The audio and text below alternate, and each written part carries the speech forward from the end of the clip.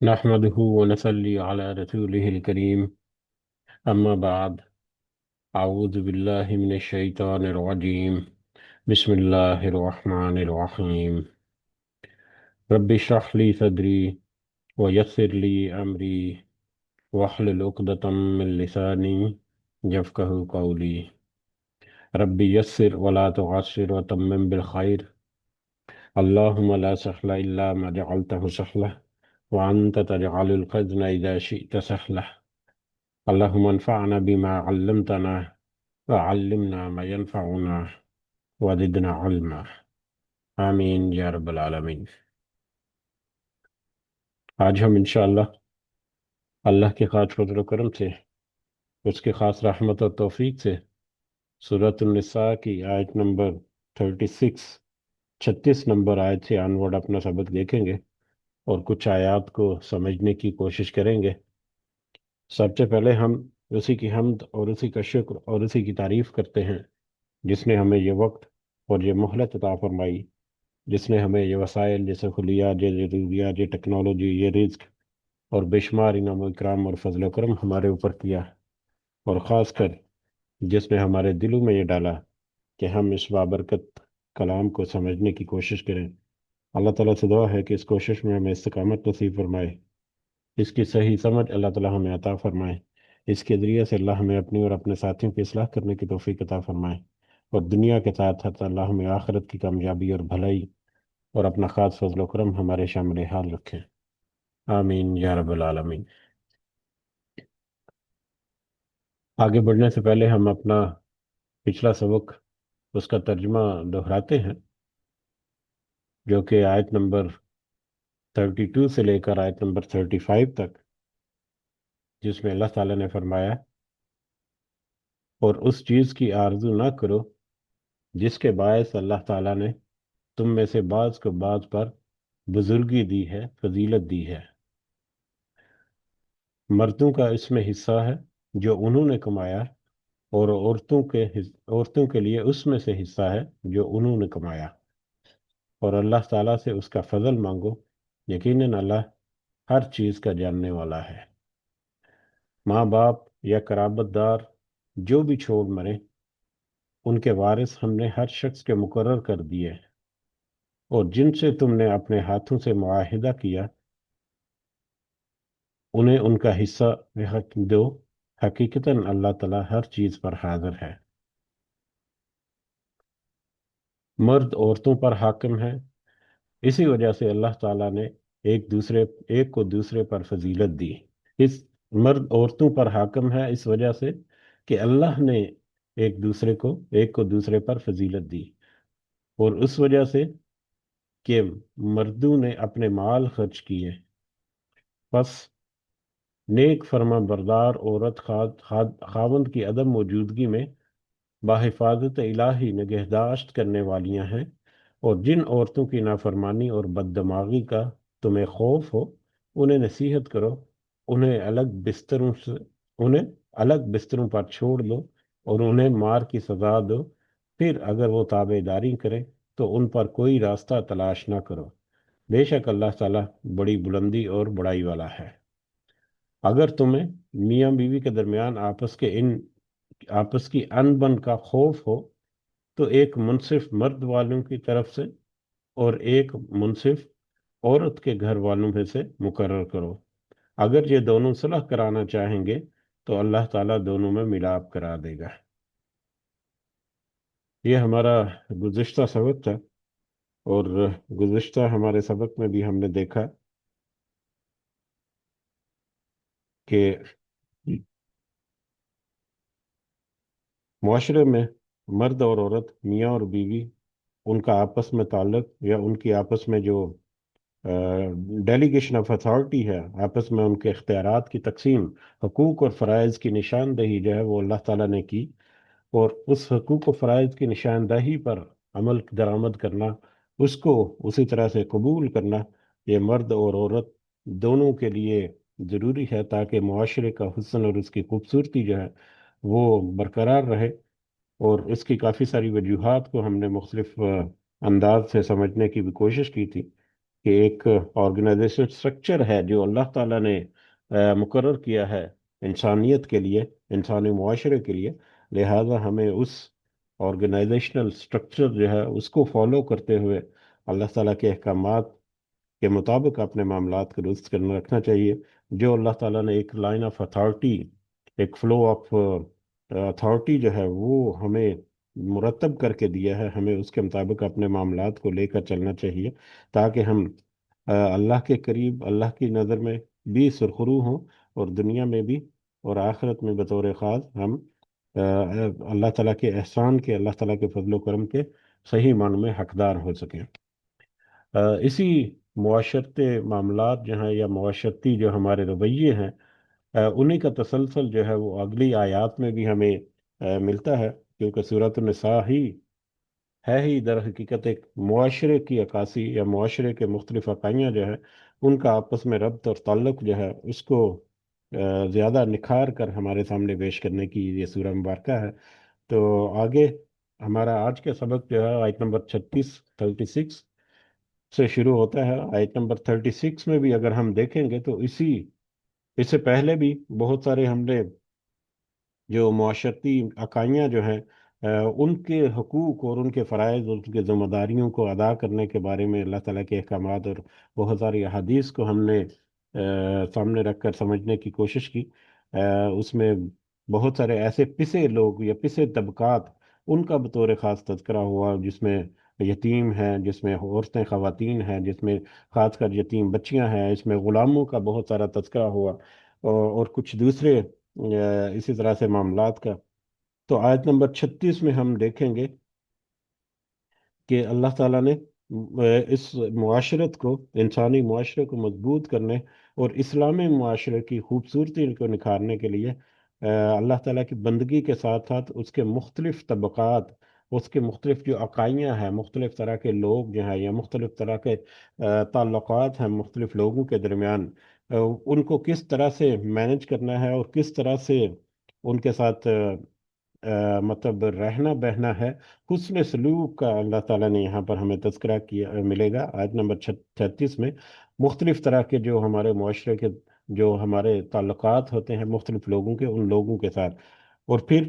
اس آیت کو اگر ہم آ، تین اینگلز میں اگر ہم دیکھیں یا تین اس کے حصے کرنے کی کوشش کریں، تو پہلے آیت، اس میں تو ٹوٹل 12 اللہ تعالیٰ کے مطلب کہہ لیں کہ ٹاپکس بنتے ہیں، اور 12 کے 12 ٹاپکس جو ہیں وہ اتنے لینتھی اور اتنے وسیع ہیں کہ ہر ایک کے اوپر بات کرنا کئی کئی گھنٹے جو ہیں وہ بھی کافی نہیں ہے۔ لیکن ان 12 میں سے پہلے دو جو ہیں وہ تو بنیادی عقائد کی درستگی کے ہیں، اور بنیادی عقائد کی درستگی کے بعد 9 طرح کے ہمارے تعلق یا رشتے یا ہمارے واسطے جن لوگوں سے پڑتے ہیں ان لوگوں کے ساتھ حسن سلوک کرنے کا حکم ہے۔ اور پھر آ، آ، اس کے بعد آخری چیز کہ جس نے اللہ تعالیٰ کی عطا کردہ ان نعمتوں سے نعمتوں پر فخر و غرور کیا، اور ان 9 طرح کے لوگوں یا 9 طرح کے تعلقات کے ساتھ حسن سلوک کرنے کے بجائے ان کے ساتھ ظلم اور زیادتی یا قطع رحمی کی، قطع تعلقی کی، تو ان کا انجام یا وہ جو ہے اللہ تعالیٰ کی محبت کے سے محروم سمجھے جائیں گے۔ تو سب سے پہلے دو جو ہیں معاملات عقائد کے، اس کے بعد 9 مختلف طرح کے تعلقات جو ہیں لوگوں کے آپس کے، ان میں حسن سلوک، اور پھر جو ان عقائد کے اوپر بنیادی عقائد کو چھوڑے گا اور اللہ تعالیٰ کے حکم کردہ جو تعلقات ہیں ان میں وہ حسن سلوک کی بجائے قطع تعلقی کرے گا، قطع رحمی کرے گا، ان کو پھر اللہ تعالیٰ سے محرومی کی، وہاں پر پھر وعید جو ہے اللہ تعالیٰ کی محبت سے محرومی کی، اس کا تذکرہ ہمیں ملے گا۔ گو کہ جیسا کہ تذکرہ ہوا، ہر ٹاپک جو ہے وہ بہت وسیع معنی رکھتا ہے، وہ بہت وسعت والا ہے۔ اس میں سے کچھ جو ہیں ان کا تذکرہ جو ہے اکثر اوقات ہوتا رہتا ہے، کچھ جو ہے وہ تھوڑا سا کم آتے ہیں، لیکن ہم پھر بھی ایک انتہائی مختصر انداز میں سب کو دیکھیں گے ون بائی ون۔ تو شروع کرتے ہیں آج کا سبق آیت نمبر 36 سے۔ اعوذ باللہ من الشیطان الرجیم۔ وَاعْبُدُوا اللَّهَ، اور تم اللہ کی عبادت کرو۔ اللہ کی عبادت، اللہ کی بندگی، یہ صرف یہ صرف مختلف طرح کی عبادات، نماز روزہ وغیرہ صرف نہیں ہے، بلکہ اللہ کی بندگی میں اس کے حکموں کے اطاعت اور اس کے حکموں کے مطابق، چاہے وہ عبادات ہیں، چاہے وہ معاشرے کے دیگر عقائد کے علاوہ دیگر احکامات ہیں اللہ تعالیٰ کے، وہ سب کے سب اللہ تعالیٰ کے ماننے جو ہیں وہ اللہ کی بندگی میں آتے ہیں، اللہ کی عبادت۔ وَعْبُدُوا، اللہ کی عبادت کرو، اس کی مکمل بندگی کرو، یعنی عقیدہ، عبادات، اخلاقیات، معاملات، معاشرت، نیت، اطاعت شریعت، سنت نبی صلی اللہ علیہ وسلم پر عمل پیرا ہونا، اور ان کے حکموں کے مطابق، ان کی رہنمائیوں کے مطابق اپنی زندگی کو ڈھال کر اس کے مطابق اپنے معاملات کو لے کر چلنا، یعنی کمپلیٹ پیکج جو دین کا ہے، اس کے مطابق تم اپنی زندگی گزارو۔ وَعْبُدُ اللَّهَ، تم سب اللہ کی بندگی کرو، اللہ کی عبادت کرو، اسی کی پرستش کرو اور اسی کے حکموں کی پیروی کرو۔ وَلَا تُشْرِكُوا بِهِ شَيْئًا، اور اس کے ساتھ دیکھو، کسی کے ساتھ کسی کو شریک مت ٹھہرانا، اور اس کے ساتھ اللہ کے ساتھ کسی کو شریک مت ٹھہرانا۔ اللہ کے ساتھ شرک کرنا یہ ایک ایسا بڑا گناہ ہے، ایک ایسا گناہ کبیرہ ہے جس کو اللہ تعالیٰ کبھی معاف نہیں کرے گا۔ اور یہ ایک بنیادی ایک چیک لسٹ ہے کہ قیامت کے دن جب لوگوں کے درمیان فیصلہ ہونے لگے گا، تو سب سے پہلی چیک لسٹ جو انسان کے سامنے آئے گی وہ یہی ہے کہ کیا وہ موحد ہے یا کیا وہ مشرک ہے۔ اور جو وہاں پر مشرک ہوگا، اس کا راستہ تو براہ راست جہنم کی طرف ہوگا، اس کے ساتھ مکالمات یا کچھ عذر اس کے یا بہانے تراشے گا، وہ جتنے مرضی کرتا جائے، اللہ کے از فضل و کرم اور اس کے رحمت سے وہ محروم ہوگا وہاں پر۔ جبکہ جس نے شرک سے پاک ہو کر اپنے آپ کو وہاں پر اللہ کے حضور پیش کیا، وہ یقیناً جنت میں جائے گا۔ ہاں، اس کے معاملات میں کچھ اس کی کچھ نافرمانیاں، کچھ گناہ، کچھ اس طرح کے معاملات کی وجہ سے اس کو سزا بھی مل سکتی ہے، اس کے ساتھ سختی بھی ہو سکتی ہے، لیکن اللہ تعالیٰ کا وعدہ ہے کہ جو شرک سے پاک ہو کر رہے گا اور اللہ کی بندگی کے مطابق، اللہ کے حکموں کے مطابق اپنے معاملات کو لے کر چلے گا دنیا کی زندگی میں، اس کے ساتھ اللہ کا وعدہ ہے کہ وہ ضرور اس کو جنت میں داخل فرمائے گا۔ اور بالآخر اگر وہ جہنم میں ڈالا بھی جائے گا تو جنت میں اللہ تعالیٰ اسے داخل کریں گے۔ لیکن یہ استثناء جو ہے یا یہ رعایت جو ہے، اس کو عام طور پر لوگ جو ہے وہ بڑے لائٹلی لے لیتے ہیں، بنی اسرائیل کی طرح یا یہودیوں کی طرح، کہ ہم تو بس کچھ ہی دنوں کے لیے جائیں گے اور پھر جنت میں ڈال دیا جائے گا۔ جہنم کا ایک دور سے ہیولا یا منظر جو ہے وہی اتنا ہولناک ہوگا کہ انسان کے وہاں پر ہوش جو ہے وہ اڑ جائیں گے۔ تو جہنم سے پناہ جو ہے وہ ہمیشہ ہر وقت مانگنی چاہیے، اور کبھی یہ خواہش نہیں، یا کبھی اپنے ذہن میں یہ نہیں لانا چاہیے یہودیوں کی طرح، بنی اسرائیل کی طرح، کہ ہم تو تھوڑے عرصے کے لیے جہنم میں جائیں گے، اگر گئے بھی تو اللہ تعالیٰ ہم سب کو محفوظ رکھے۔ بخاری اور مسلم کی ایک روایت ہے، حضرت معاذ بن جبل رضی اللہ تعالیٰ عنہ بیان کرتے ہیں، رسول اللہ صلی اللہ علیہ وسلم نے فرمایا، کیا تم جانتے ہو کہ اللہ کا بندوں پر کیا حق ہے؟ انہوں نے عرض کیا، اللہ اور اس کا رسول ہی زیادہ بہتر جانتے ہیں صلی اللہ علیہ وسلم۔ تو آپ صلی اللہ علیہ وسلم نے فرمایا، یہ کہ وہ اسی کی عبادت کریں اور اس کے ساتھ کسی کو شریک نہ بنائیں۔ پھر آپ صلی اللہ علیہ وسلم نے دریافت فرمایا، کیا تم جانتے ہو کہ جب بندے ایسا کریں گے، یعنی جب بندے اللہ کی عبادت اور اس کے ساتھ کسی کو شریک نہ ٹھہرائیں گے، تو پھر بندوں کا اللہ پر کیا حق ہے، یا بندے کس چیز کے مستحق ہیں اللہ کی طرف سے؟ تو انہوں نے عرض کی، اللہ اور اس کے رسول صلی اللہ علیہ وسلم جو ہے وہی بہتر جانتے ہیں۔ تو آپ صلی اللہ علیہ وسلم نے فرمایا، یہ کہ بندے کا حق یہ ہے، بندہ اس بات کا حقدار ہوگا کہ وہ انہیں یعنی کہ اللہ تعالیٰ انہیں عذاب نہ دے۔ تو جس نے اللہ کی بندگی کی اور اس کے ساتھ شرک سے محفوظ رکھا اپنے آپ کو، یہ اس کا حق ہوگا اللہ پر کہ اللہ تعالیٰ اسے عذاب نہ دے۔ اور یقیناً اللہ تعالیٰ اپنا حق جو ہے وہ ادا کرنے والا ہے، لیکن اس کے لیے بندوں کو اپنے حق جو ہیں وہ ادا کرنے ہوں گے جو اللہ کے نسبت ان کے اوپر ہیں۔ وبالوالدین، اور اب اس کے بعد معاشرے کی مختلف اکائیوں کا یہاں پر تذکرہ آئے گا، اور سب سے پہلے وبالوالدین احسانہ، اور والدین کے ساتھ حسن سلوک کرنا۔ والدین کے ساتھ دیکھو، والدین کے ساتھ حسن سلوک کرو۔ والدین کے ساتھ حسن سلوک، اس کی بہت ساری روایات مطلب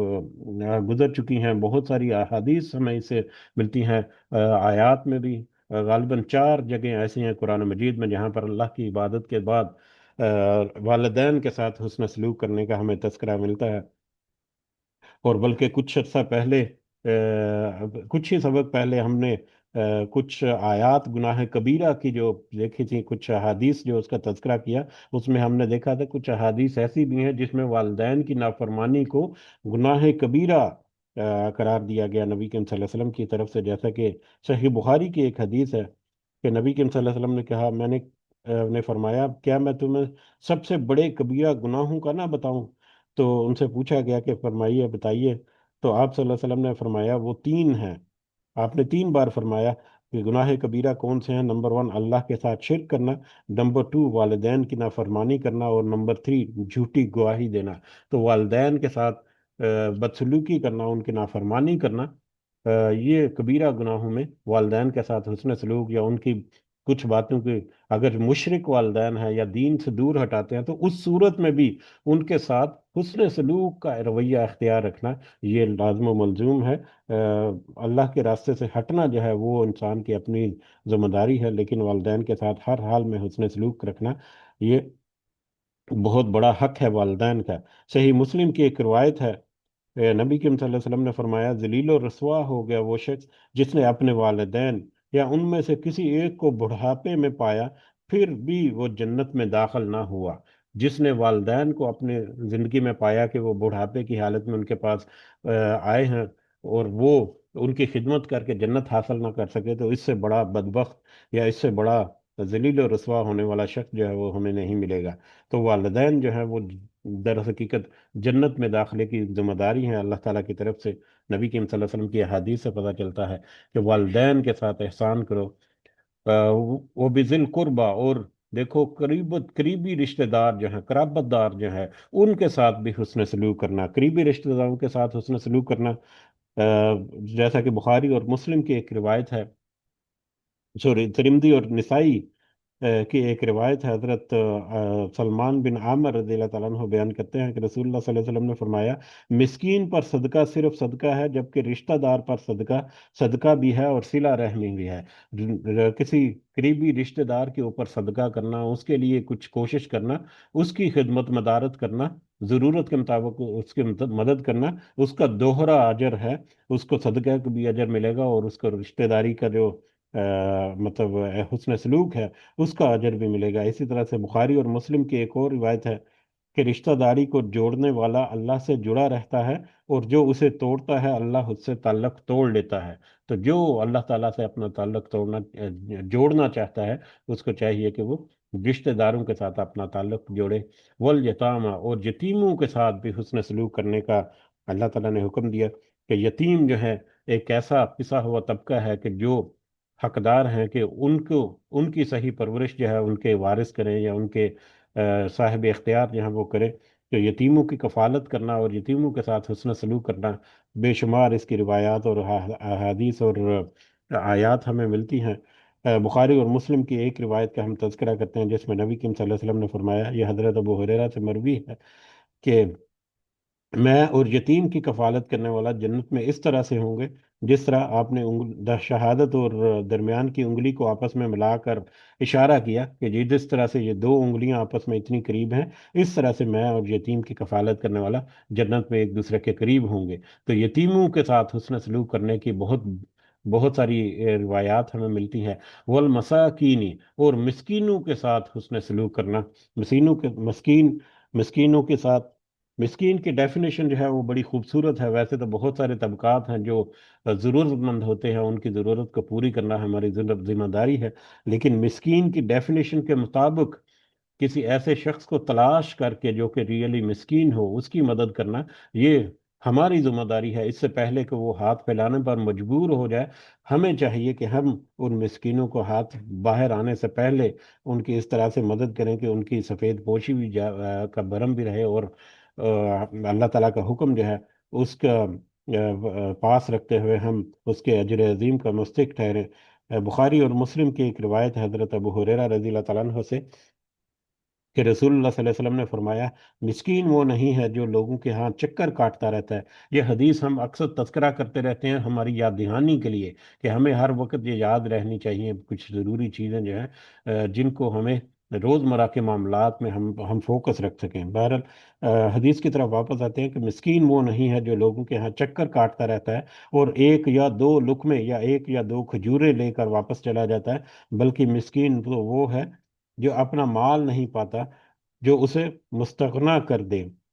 اور نہ کسی کو اس کا حال معلوم ہوتا ہے کہ کوئی اسے صدقہ دے، اور نہ وہ کھڑے ہو کر لوگوں سے سوال کرتا ہے۔ یعنی مسکین تو وہ ہے جو در حقیقت حقدار ہے، اس کے وسائل اتنے نہیں ہیں کہ وہ اپنے ضروریات کو پورا کر سکے، لیکن اس کے باوجود وہ لوگوں کے سامنے ہاتھ نہیں پھیلاتا۔ تو ایسے مسکین کو ساتھ حسن سلوک کرنا بطور خاص ہمارے لیے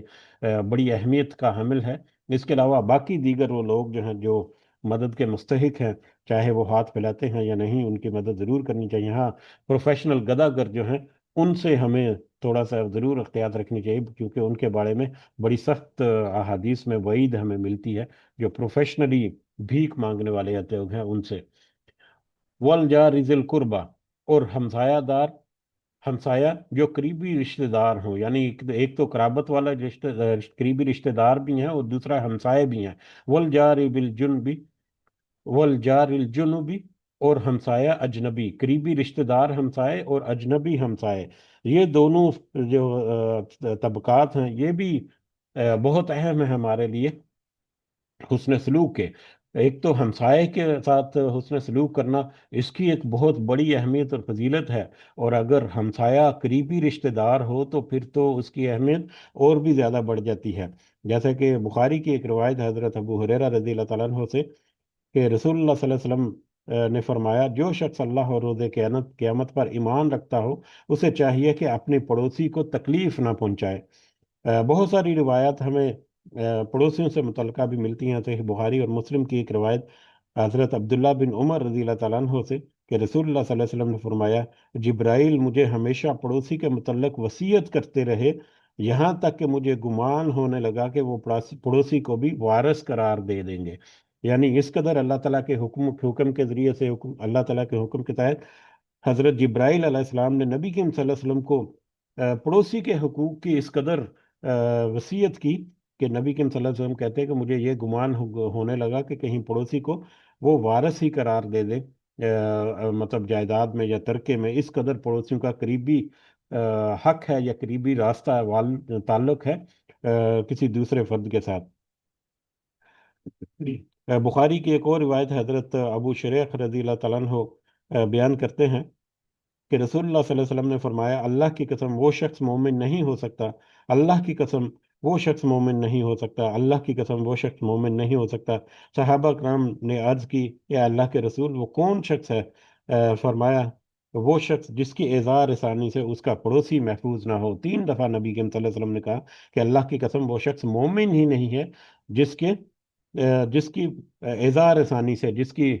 طرف سے اس کا پڑوسی جو ہے وہ اذیت کا شکار ہوتا ہے یا تکلیف میں ہوتا ہے، یا کوئی اس کے اوپر کوئی ناگواری ہوتی ہے۔ مسند احمد ترمذی کی ایک اور روایت ہم دیکھتے ہیں، حضرت عبداللہ بن عمر رضی اللہ تعالیٰ عنہ بیان کرتے ہیں، رسول اللہ صلی اللہ علیہ وسلم نے فرمایا،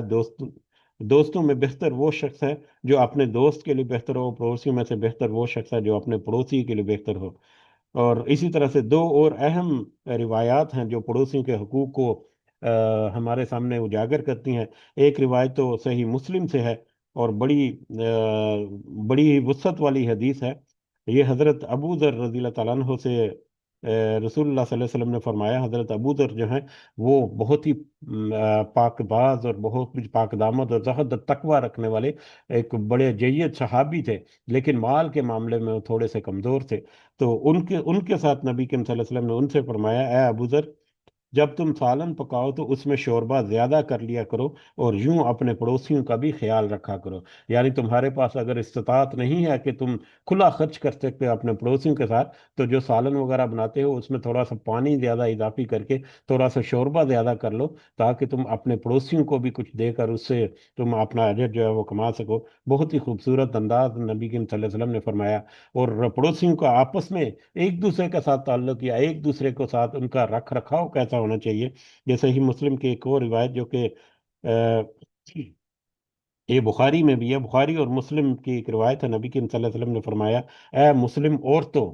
اے مسلمان عورتوں، कोई हमसाई अपनी हमसाई के तोहफे को हकीर ना समझे, ख्वाह वो तोहफा बकरी का खुर ही क्यों ना हो। कि लोग जो हैं हमसाए आपस में, खासकर औरतों का यहाँ पर तज़किरा किया, कि उनमें एक थोड़ा सा होता है कि वो चीज़ को नोक परख देखते हैं कि इसकी क्वालिटी क्या है, या क्या उसके दीगर स्पेसिफिकेशन है। तो अगर कोई हमसाई औरत या कोई अगर हमसाया जो है वो कोई ऐसी चीज़ गिफ्ट करे, जैसा कि अभी पिछली हदीस में हमने देखा, सालन में शोरबा ज्यादा कर लिया करो। अगर किसी हमसाये की तरफ से ऐसा कोई सालन आ जाए जिसमें हमें लगते कि कोई चीज जो है वो कमी है, या लंबा शोरबा या इस तरह से कोई चीज जो है मिली है, तो उसका मजाक या उसके साथ ऐसा सलूक करने के बजाय उसको दुआ देनी चाहिए कि उसने अपना दिल निकाल कर अपने दिल की मतलब तमन्ना पूरी करते हुए एक पड़ोसी के साथ उसने सलूक किया। तो बाहर पड़ोसी के साथ उसने सलूक करना, और फिर अगर वो पड़ोसी जो है वो करीबी रिश्तेदार हो, तो फिर तो और भी ज्यादा उसमें इजाफा हमें नजर आता है। और फिर अल्लाह ताला कहते हैं उसने सलूक की अगली जो कैटेगरी, वसाहिबिल जब वसाहिबी बिल जम्बी, और साथी पहलू का, पहलू का साथी, पहलू का साथी यानी इसमें वो साथी जो या तो मुस्तकिल मुस्तकिल आपके साथी हैं, या आरजी तौर पर आपका साथ देने वाले हैं। मुस्तकिल साथी और आरती पहलू के साथी से मुराद हैं आपके करीब रहने वाले लोग जो हैं। आपके करीब रहने वाले लोग जो हैं वो दो तरह के हो सकते हैं। एक जो है वो मुस्तकिल तौर पर जो आपके करीब रहते हैं, जैसा कि उसमें करीबी रिश्तेदार भी शामिल हैं, उसमें हाँ, हम नशीन और हम सफर वगैरह जो है वो भी शामिल है, जिसमें बीवी भी शामिल आ जाती है। इसमें अलावा यार दोस्त हैं जिनसे बड़ी लंबी दोस्ती चलती है, जहाँ कहीं भी हो उनके साथ ताल्लुक होता है, आप रब्ता रहता है। मुस्तकिल तौर पर उनके साथ कुछ ना कुछ रवाबत जो है रहते हैं, कुछ ना कुछ उनके साथ ताल्लुकात जो है वो रहते हैं, चाहे वो अपने घर के अफराद हैं, चाहे वो दीगर यार दोस्त हैं। तो ये भी मुस्तकिल साथी जो हैं वो भी हो सकते हैं इसका मफहूम। और इसका मफहूम आर्जी साथी भी हो सकते हैं, आर्जी तौर पर जो इनके साथ कोई ताल्लुक या राब्ता या कोई कोई वास्ता जो है वो पड़ा। उसमें हमारे कोलीग्स वगैरह भी हो सकते हैं, जिसमें वो हो सकता है कि कुछ महीनों या कुछ साल तक किसी ऑफिस वगैरह में किसी जगह पर काम किया, तो उसमें साथ जो काम करने वाले जो लोग हैं, इवन के सफ़र जब हम करते हैं किसी पब्लिक ट्रांसपोर्ट में, बस में, तो सफ़र करने के दौरान हमारे साथ बैठा हुआ दूसरा मुसाफिर जो है वो भी इस आर्जी ताल्लुक जो है उसमें शामिल हो जाता है। इसी तरह से बाजार में चलते हुए लोग जो हैं वो हैं, या किसी मार्केट से, किसी बाजार से, किसी दुकानदार से कोई चीज़ हमने परचेज की, बेशक सारी ज़िंदगी दोबारा उस दुकान पर नहीं गए, लेकिन वो साथी जिसके साथ वो दुकानदार जिसके साथ चाहे चंद मिनटों के लिए, चंद लम्हों के लिए कुछ ताल्लुक बना, तो वो भी वो साहिबी बिल भी में आता है। कि इस पहलू के साथी, चाहे आर्जी तौर पर तुम्हारा साथ देने वाले लोग हैं, या तुम्हारे ताल्लुक रखने वाले लोग हैं, चाहे मुस्तकिल तौर पर तुम्हारे साथ किसी भी तरह से ताल्लुकात हैं। इसमें हम देखते हैं कि रिश्तेदारी की कैद जो है वो उससे भी निकल गई है, या पूरी ये आयत का हिस्सा उसमें ये जो हमसाए जो हैं उनके उनकी डेफिनेशन से भी वुसअत हो गई, जिसमें करीबी रिश्तेदारों की डेफिनेशन से भी वुसअत मिल गई। इसमें यतीम और मिस्कीन लोग जो हमारे गिर्द गिर्द आते हैं उससे भी वसी तर होकर एक बहुत ही दायरा वसी कर दिया इस आयत के इस हिस्से में। कि कोई भी साथी जो चाहे मुस्तकिल तौर पर तुम्हारे साथ है, चाहे वो आर्जी तौर पर तुम्हारे साथ है, उसके साथ हुस्न सलूक करना जो है उसका अल्लाह ताला ने हुक्म दिया। ये गया कि पूरी इंसानियत है अब तुम्हारे सामने खुली है कि उनके साथ तुम हुस्न सलूक करो, चाहे वो आर्जी तौर पर तुम्हारे साथ उनका ताल्लुक है, चाहे मुस्तकिल तौर पर तुम्हारे साथ ताल्लुक है। वब्न सबीली, और मुसाफिर के साथ, वब्न सबीली रास्ते का बेटा जिसको हम मुसाफिर कहते हैं, मुसाफिर के साथ मतलब हुस्न सलूक करना, इसकी भी बड़ी खास जो है वो इम्पोर्टेंस है या अहमियत है। पुराने ज़मानों में तो सफ़र जो है वो क्योंकि कठिन होते थे, मुश्किल होते थे कई कई महीनों तक, और उसमें तो बहुत सारी अजियतें, परेशानियाँ वगैरह, मुश्किलात वगैरह भी होती थी। आजकल जो है वो मामलात थोड़े से मुख्तलिफ हैं, लेकिन आजकल भी इस तरह की सूरत हाल जो है वो पैदा हो सकती है। सही मुस्लिम की एक रिवायत है हजरत अबू सईद खुदरी रज़ी अल्लाह तआला अन्हु से, कि हम एक सफ़र में जा रहे थे,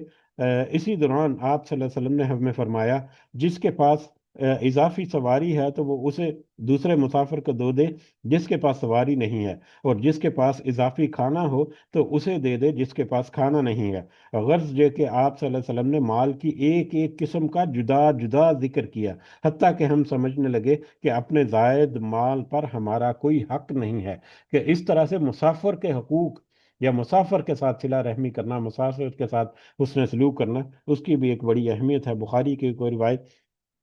کہ جس میں نبی کریم صلی اللہ علیہ وسلم نے فرمایا تین آدمی ایسے ہیں جن کی طرف اللہ تعالیٰ قیامت کے روز دیکھے گا بھی نہیں، ان تین آدمیوں میں، اور انہیں دردناک عذاب دے گا اور انہیں پاک نہیں کرے گا۔ وہ تین لوگوں میں ایک وہ لوگ بھی شامل ہے جس جس کے پاس راستے میں اضافی پانی ہو اور وہ مسافر کو پانی نہ پلائے۔ جس کے پاس پانی ہے اس کی ضرورت سے زیادہ، اور کسی دوسرے مسافر کو اس نے پانی نہیں پلایا، تو اس کو قیامت کے دن اللہ تعالیٰ نہ ہی اس کی طرف دیکھے گا، نہ ہی اس کو پاک کرے گا، اور بلکہ اس کو دردناک عذاب دے گا۔ تو پرانے زمانوں میں تو بہت سارے کٹھن حالات ہمیں اس کا اندازہ ہے، لیکن آج کے دور میں بھی اگر ہم دیکھیں تو مختلف طرح سے کوئی صورتحال جو ہے وہ پیش پیش آ سکتی ہیں۔ سفر کی مشکلات جو ہیں وہ بہرحال آج بھی کسی نہ کسی صورت میں ہمارے سامنے موجود ہو سکتی ہیں۔ کسی کی گاڑی خراب ہوگی راستے میں، کسی دور کے سفر میں، کسی کا کوئی جیب کٹ گیا کسی جیب کترے نے، یا کوئی سامان اس کا گم ہو گیا، اس کا والٹ وغیرہ جو ہے وہ گم ہو گیا، یا وغیرہ وغیرہ، بہت سارے مختلف طرح کے مسائل جو ہیں وہ ہو سکتے ہیں مسافروں کے ساتھ۔ تو لہذا مسافروں کو جہاں بھی کوئی موقع ملے، آج ہمیں جہاں پر موقع ملے تو آج بھی ہماری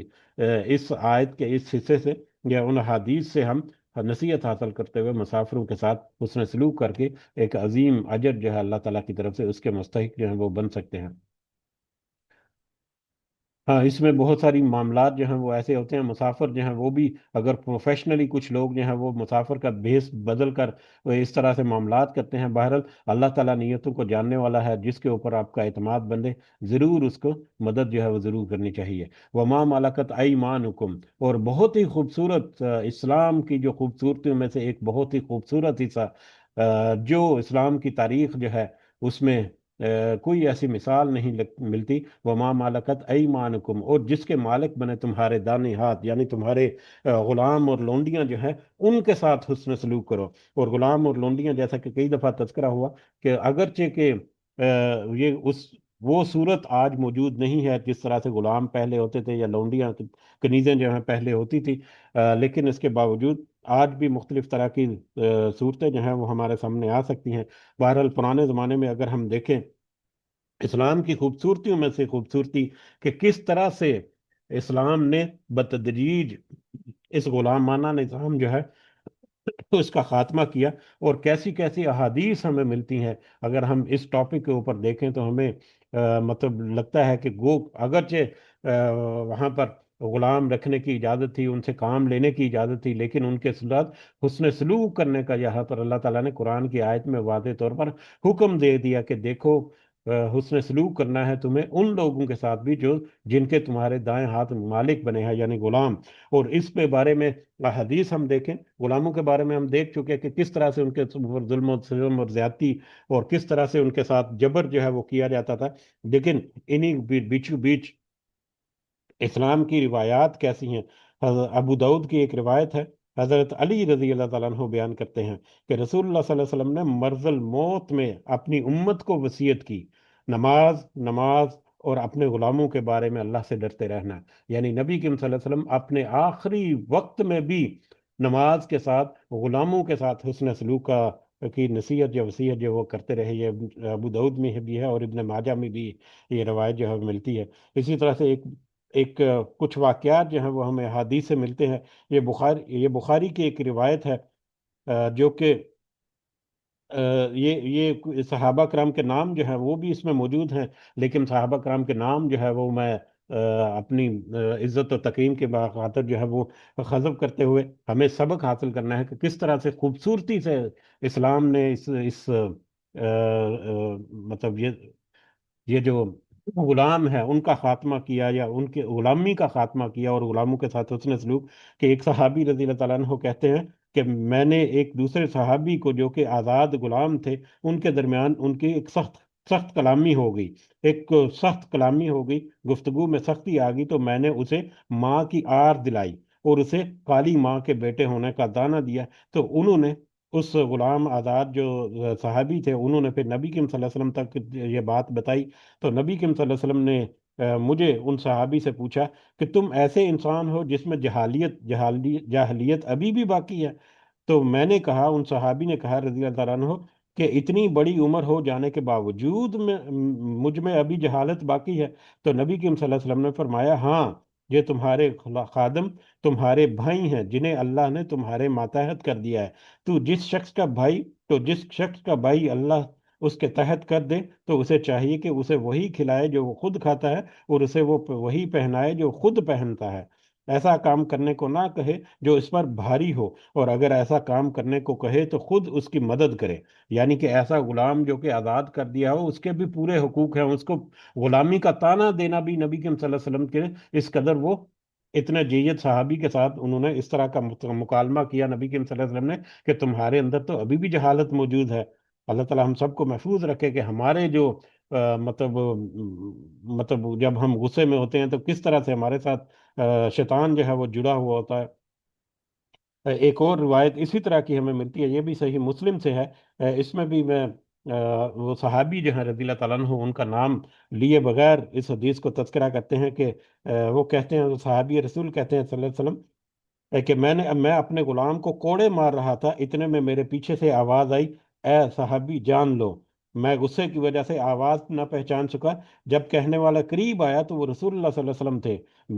یوں کہہ رہے تھے کہ اے صحابی جان لو، اے صحابی جان لو۔ آپ صلی اللہ علیہ وسلم کی ہیبت کی وجہ سے میرا کوڑا میرے ہاتھ سے گر گیا۔ پھر آپ صلی اللہ علیہ وسلم نے فرمایا، اے صحابی خوب سمجھ لو کہ جتنی قدرت تمہیں اس غلام پر ہے، اس سے زیادہ قدرت اللہ کو تم پر ہے۔ چنانچہ میں نے کہا، آج کے بعد میں کبھی اس غلام کو نہیں ماروں گا۔ اور ایک روایت ہے کہ میں نے کہا کہ یا رسول اللہ صلی اللہ علیہ وسلم، میں یہ غلام آپ کی اللہ کی خاطر آزاد کرتا ہوں۔ تو آپ صلی اللہ علیہ وسلم نے فرمایا، اگر تم ایسا نہ کرتے جو جہنم کی آگ تجھے جھلس دیتی۔ تو کیسی کیسی ہمیں روایات ملتی ہیں جس میں غلاموں کے ساتھ حسن سلوک کرنا اور غلاموں کے ساتھ مطلب بہترین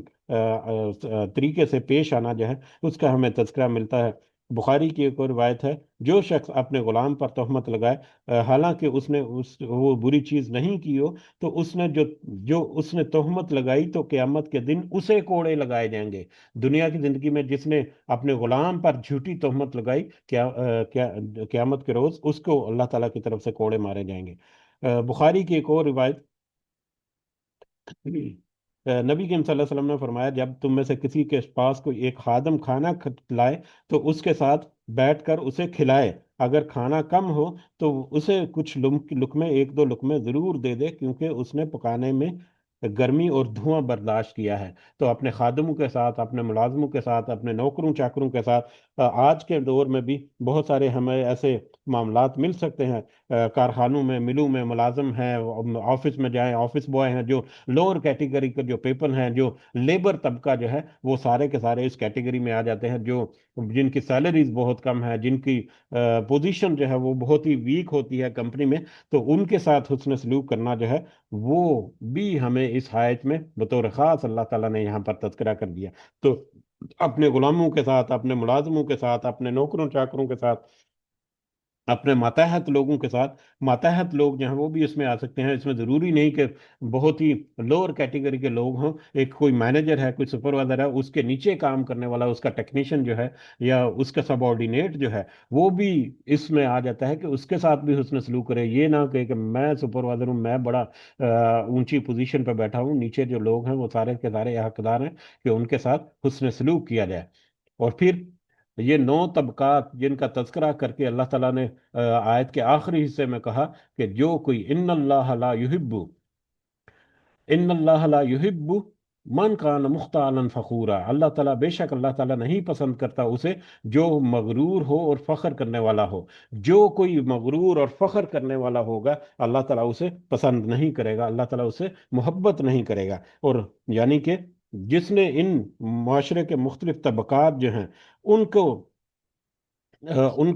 ان کے ساتھ حسن سلوک نہیں کیا، اور اپنے گھمنڈ میں، اپنے غرور میں رہا، کہ اللہ نے مجھے بہت نوازا ہے اور میں جس کے ساتھ جیسا مرضی کرتا پھر کوئی مجھے پوچھنے والا نہیں ہے، تو اللہ تعالیٰ ایسے لوگوں کے ساتھ محبت نہیں کرتا، یعنی کہ وہ اللہ تعالیٰ کی محبت سے محروم ہو گیا۔ جو کوئی معاشرتی رویوں میں فخر و غرور اور تکبر میں مبتلا ہو گیا، گویا وہ اللہ کی محبت سے محروم ہو گیا۔ صحیح مسلم کی ایک روایت حضرت عبداللہ بن مسعود رضی اللہ تعالیٰ عنہ بیان کرتے ہیں، رسول اللہ صلی اللہ علیہ وسلم نے فرمایا، وہ شخص جنت میں داخل نہیں ہوگا جس کے دل میں ذرہ برابر بھی تکبر ہو۔ ایک شخص نے کہا، آدمی اس بات کو پسند کرتا ہے کہ اس کا لباس اچھا ہو، اس کا جوتا اچھا ہو، تو کیا یہ تکبر ہے؟ تو آپ صلی اللہ علیہ وسلم نے فرمایا، اللہ خوبصورت ہے، خوبصورتی کو پسند کرتا ہے، تکبر تو حق کو ٹھکرا دینا اور لوگوں کو حقیر سمجھنا ہے۔ یعنی تکبر کا مطلب یہ نہیں کہ اگر کسی کو اللہ تعالیٰ نے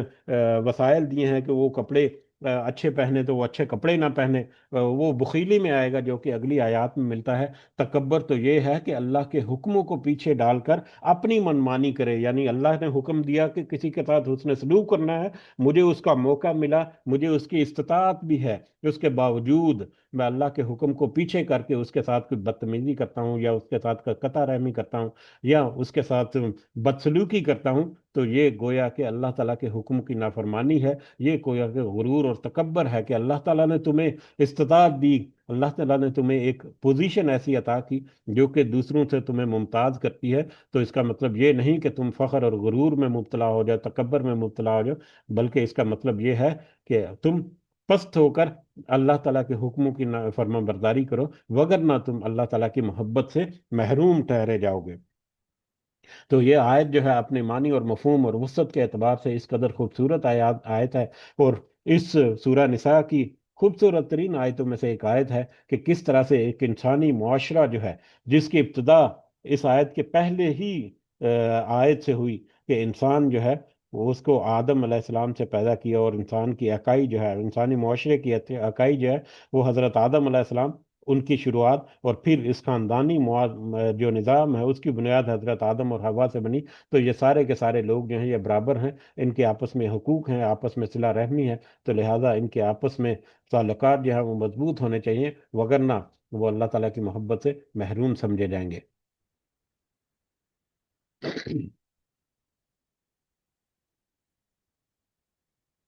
جی میرا خیال ہے یہیں پر رکتے ہیں، کیونکہ ہمارا اب وقت جو ہے وہ تھوڑا بریکٹ جو ہے وہ کافی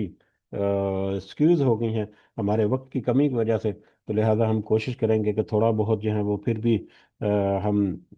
مسلسل جو ہے اپنا سلسلہ جو ہے وہ جاری رکھیں۔ تو وقت کی کمی کی وجہ سے ہم تھوڑا سا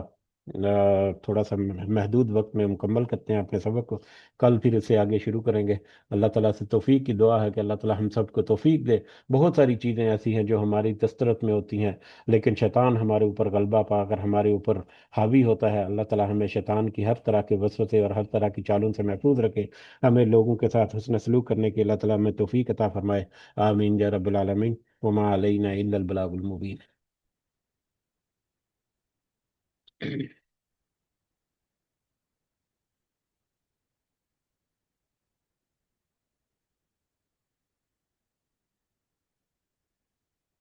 جی اس کے ساتھ ہی اجازت چاہتے ہیں، سب کو دعاؤں میں ضرور یاد رکھیں، اللہ تعالیٰ سب کا حامی و ناصر ہو، اللہ تعالیٰ ہمارے معاملات میں اپنی خاص مدد، خاص رہنمائی فرمائے۔ بہت ہی اہم آیتوں میں سے آیت تھی آج کی، اللہ تعالیٰ ہمیں توفیق دے کہ ہم